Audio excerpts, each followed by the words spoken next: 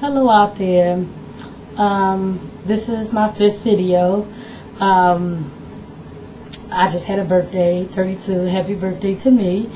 It was on the 30th, and I feel great. I was concerned about overeating, and it just didn't happen. I did a lot of what I normally do, like fruit salads and things like that. And we know what the shore, Atlantic City, could be like. It's a lot of fast food and great food that you just want to indulge in, but I didn't. I had one good day where I just had what I wanted, and that still was even in control. Now, a lot of people have asked me a lot of questions. I'm going to try to answer some of those right now. What have I done to lose the weight? What I've done was what I was supposed to do: portion control, exercise, and things like that. I haven't done enough of it, but right now I'm going to give you a little bit of stats. When I first started out, my BMI was 61. It's now 58.9. Both are still morbidly obese, but 58.9 is better than 61. I lost 12.6 pounds thus far.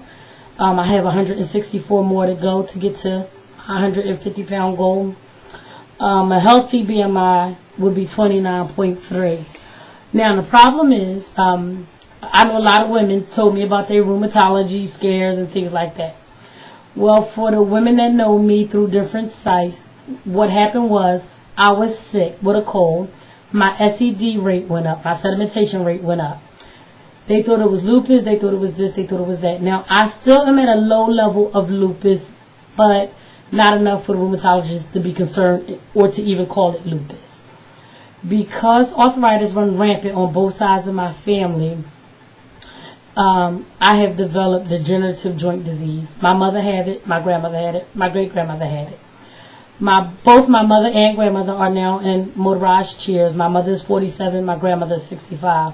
My grandmother had very limited use of her legs. My mother had some use of her legs. What they're telling me is the more weight that's on my knees, the quicker my knees are going to go. Eventually they're going to go anyway, but if I can take off, I'm carrying like 2 people on me. So if I can take off one, my knees will last a lot longer. So I'm here to say, and you can hold me to this, that I'm ready to kick it up a notch.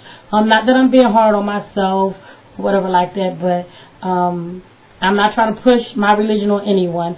But I'm Baptist, I'm a Christian, and I believe I can do all things through Christ who strengthens me. So I believe that I can do this.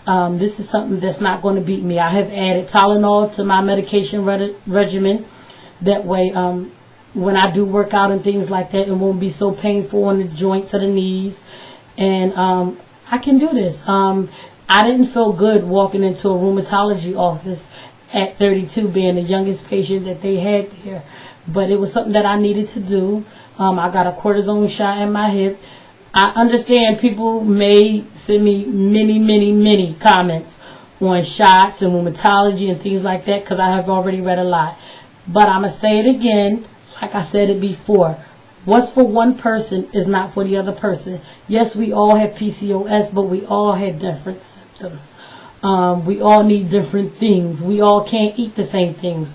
Some fruits and sugars and fruits make some people gain weight or more jittery or things like that. For me, it gives me energy. I'm good when I eat fruit and things like that. So, cortisone shots may not be for everybody, but for me, it has taken the pain out of the hip. The Tylenols right now are working for the knees as of now, so I'm good with that.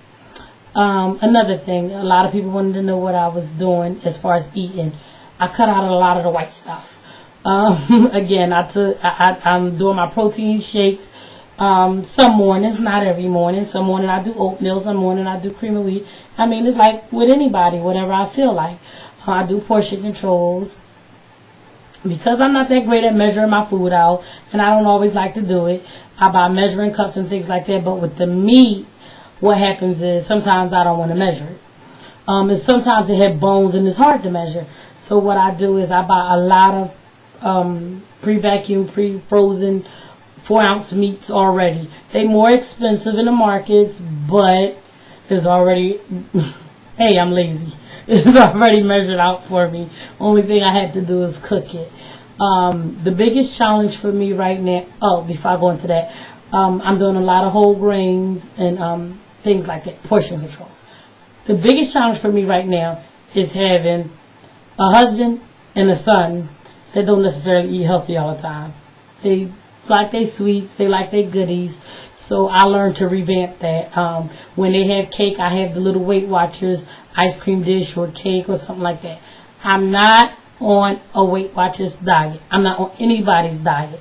But I noticed that when I use the Weight Watchers point system, which allows me 32 points, I believe, a day, when I use that system along with working out, I notice I can lose that 1 to 2 pounds a week. So that system for me is really good. I don't use any weight loss medications. I was on Meridia before and didn't work too good with my pressure, so I came off of it. I've been on the Slim Fast. I hate shakes. It is one shake that I found that I can tolerate from GNC called the Lean Shake. The vanilla I love, the chocolate I hate. With the vanilla I can throw strawberries, bananas or whatever in it, have a piece of fruit as well, and make that and go with it. Another question I was being asked a lot or being sent comments about was, how do I like doing the vlogs? The vlogs with me are just as therapeutic as they are to the other people or the other women that watch them.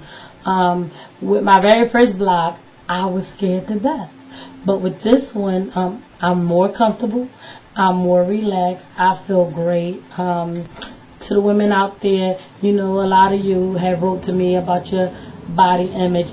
To me, and this is only my opinion, if you don't feel good about yourself and feel as though you look good, why would you expect anybody else to? I felt good at 100 pounds, and I feel good at 301.4. The last time I stood up and gave you all a brief look of what I was working with, what I look like, so I'll do it again for the 5th video. I lost a couple of inches in the stomach. It may not look like so much, but it's my couple of inches.